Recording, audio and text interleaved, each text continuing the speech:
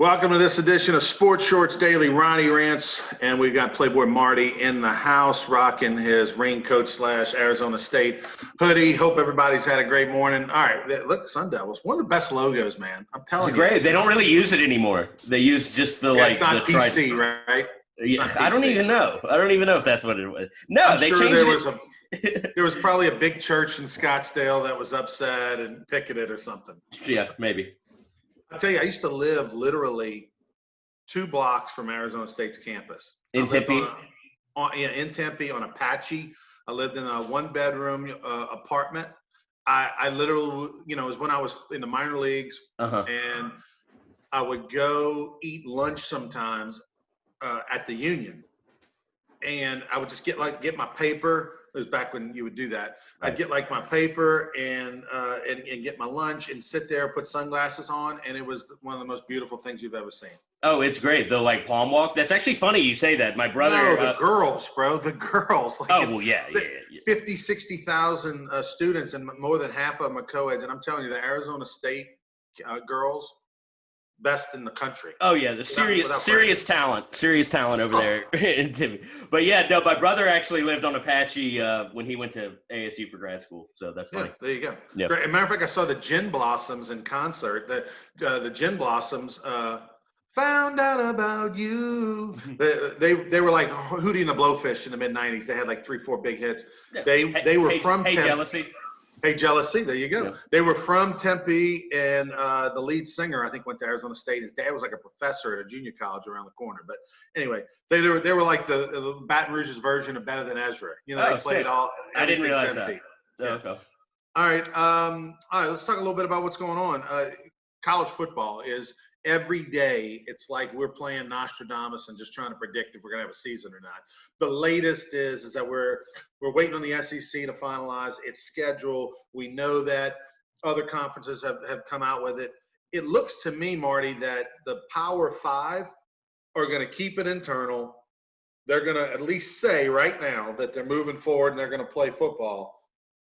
But the rest of the conferences and the lower divisions, there's some of them moving to the spring. Some of them are not playing at all. I think it's just going to be the haves and the have-nots. The haves are going to try, and the have-nots are going to go away. I think you're absolutely right. I mean, and the smaller programs like that, they need those big games to pay the bills for the whole season. So if those can't happen, it really doesn't make logistical sense for them to have a season. And I mean, it's unfortunate. It's unfortunate for their players, but I don't really see another solution. I just don't. I don't. Right now, LSU's being very optimistic. Everything that's coming out of the athletic department is we're going to have fans. It's just a matter of what that number is. Is it 30,000, 40,000? Verge at one point said recently, Verge Osbury, assistant athletic director, 52,000. I mean, I don't know. They're being steadfast with the 50% thing, which I like the optimism. That's all I'm going to say, actually, is that I like the optimism because they want the money. They need the money. So that's why they're being optimistic. But we can't have we can't have weddings. We can't have bar mitzvahs right now. We can't have anything right now because the cap is 50 people. So if you can't have these events and these things going on, how in the hell are you going to have 52,000 people in Tiger Stadium? It's just not going to happen. No, I don't think it is either, and it's unfortunate. But I am glad that they haven't rushed to a decision like Penn. And I don't want to necessarily say Penn State rushed to their decision to not have any fans in their stadium, but I don't see why you have to make that call a month and a half before the season starts. I just don't. Happy Valley's not going to be happy. I mean, we're used to seeing 100,000 for the whiteout up at Penn State. I mean, look, and this is a state-by-state decision. This is heck, even a city-to-city decision. I mean, look here in Louisiana, right? New Orleans is a lot more shut down in the past than the rest of the state in other cities. Happy Valley, Penn State's already come out. I mean, we're not even halfway through August. They could have easily waited and said, no, we're not going to have fans this year. That's however many home games they're originally going to have, 7 or 8 times 100. That's 800,000 tickets that aren't getting sold. That's amazing. Yeah. No, yeah, it's just I just hope we have some fans. I haven't been to a game in a while. Even if it's just a lesser experience, I just want to go. Well, I think you speak for everybody. If you want to go, you have to pay a premium though, because whether it's the Saints, True. whether it's LSU, they are going to sell to the highest level donors, Yeah. backers, Yeah. most Yeah. expensive ticket. And then those people, if they want to turn around and sell it on the secondary, thirdary market, I mean, it is going to be an unbelievably astronomically expensive ticket. It's going to be like a championship game ticket because people are so hungry to be in the stadium and be a part of something like that. Yeah, I Although hadn't I even will gotten say, that far in my mind. That does stink. Yeah. yeah, you're not going, Marty. Yeah, I don't think so. I will say this: the virtual fan thing, I like it. Right, our boy T. Bob Hebert, you told me did one. Yeah, he was on it. Lil Wayne did one, and like Paul Pierce did a Celtics one. It seems like cool. Like I don't really. I'm sure he talked about it on OTB this morning. I didn't catch the whole thing, but yeah, I mean you're doing it while the game's going on, and like it seems cool. I want to figure out how to do it. Like especially if my Suns keep winning. Like Yeah. Well, your Suns are 4-0 in the bubble. The Pelicans are 1-3. But I'll let you love on your Phoenix Suns because you're one of 5 Phoenix Suns fans in the state of Louisiana. right. What happened? I'm Why related are to the rest of them. why are the Suns good? They were terrible before that pandemic. Man, they come back. They're 4-0. They're actually making a run at being a 9 seed. They were making strides towards when the season was being canceled, but really it's the ascension of Mikal Bridges, who honestly might be the best on-ball defender in the entire league now. But he will be first team all defense next season is my prediction. Like if I could, I wonder what kind of odds I can get on that because I'm putting everything on that. And DeAndre Ayton really coming into his own, especially on defense, which is what everyone's criticized him for his entire career. He had 4 blocks last night, just locked down the Pacers down low, and they have some big guys too. It wasn't like he did it to the Rockets. Like he really went and bodied up some guys, and just his offense is like where we need it to be. I want him to dunk more though. I've never seen a 7-footer like hate dunking more than him. Well, as excited as you are about the Phoenix Suns and how they're 4-0 in the bubble and giving you some hope that they can maybe backdoor into the playoffs, the Pelicans, if it wasn't for the fact that the Memphis Grizzlies forgot that the season started again, the Pelicans would be completely out of it, but technically they have a chance. They're 1-3, but boy, that loss yesterday was so bad, 15 points to the Kings. What is wrong in your opinion with the Pels? What is going on? Because we all thought those months off were going to buy them time for the younger players to get smarter, wiser, better condition, whatever. It just hadn't been the case. No, I think it's coaching and leadership is the issue, and I think that's the popular answer here to like what's wrong. But like, I mean, when your team doesn't play defense well, doesn't focus, more focused on pushing the ball, after the opposing team scores than trying to get stops. Like you're more prioritizing that. They turn the ball over a lot.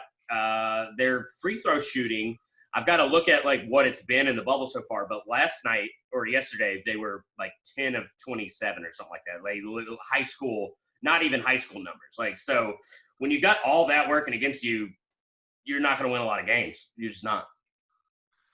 Well, Alvin Gentry, I mean, I don't know if he's got nude pictures of the owner or something not. Weird. That's kind of gross. Anyway, I don't know what Alvin Gentry's got, but the fact that he's not being talked about as being gone, look, nice guy, want him to be my bench assistant, veteran, played in the league, give me some offensive info. The players like playing for him, but they don't like playing for him enough, right? I mean, that whole Anthony Davis thing ended ugly. And then this year, he's not getting the juice out of the squeeze as far as I'm concerned. And then it's very telling that you're in the bubble with young players. That should be your opportunity to really impact them and have it. And it's just not happening. And as far as Alvin Gentry's concerned, I mean, like, I don't know if he's the coach for the next move to make the jump to be in an 8 seed or a playoff team. No, he's not. And I think you're about to hear a lot more.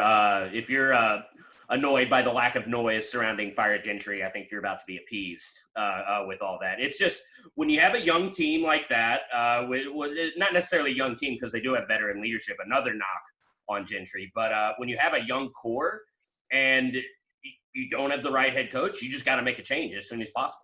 That's just what you have to do. And I think it's coming this offseason. Also, I just have to say, Pels fans, don't hate me, but imagine firing Monty Williams to hire Alvin Gentry. Could not be me. Ooh. we like swapped head coaches. Then You went for a different kind of guy. One's a little more saltier and grittier and likes going out and having a cocktail. The other is a little bit more family oriented, big church guy. Big church guy. Yeah, Monty's big church guy. Yeah, church guy. I was going to let people figure it out for themselves. But anyway, yeah, but you put it on. Let's talk a little Major League Baseball. Big shout out to Aaron Nola, Baton Rouge's own, LSU's own. I mean, couple nights ago, amazing 12 punch outs and 6 1/3. The guy's, earning at 40+ million or whatever he got. Do you think there's going to be a league?